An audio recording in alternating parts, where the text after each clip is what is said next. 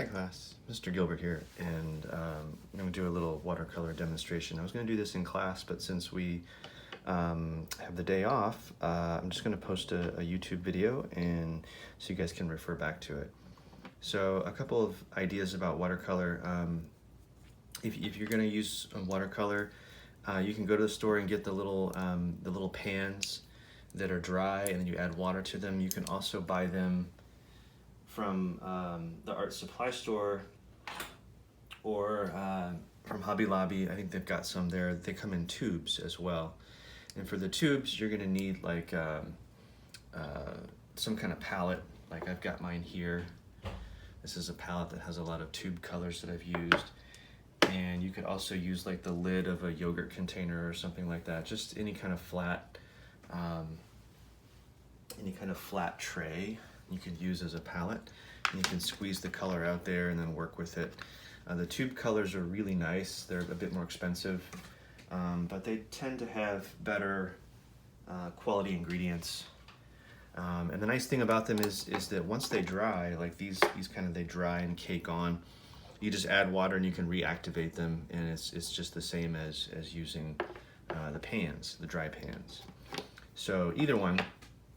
But also get yourself some nice brushes. You're going to want to get a flat like this, and then also get yourself a round or a couple rounds. This is a number 6 round, and that's to use to make, you can make lines, you can make shapes.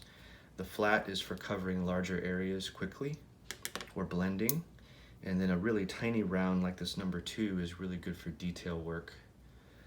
So I'd get a couple rounds and a flat to get started. There are other shapes that you can buy, but really you could do just about everything with just those 2 shapes, the round and the flat. So yeah, that's what I would do to get started. And you don't have to buy the most expensive watercolor brushes that are made with the real animal hair. You can get synthetics like these, and these work just fine. I like the synthetics just because I don't have to be so precious with them or anything like that. Anyway, and then watercolor paper is the other key to this. So I know Hobby Lobby has some nice watercolor paper. You're gonna get something that's pretty thick and sturdy.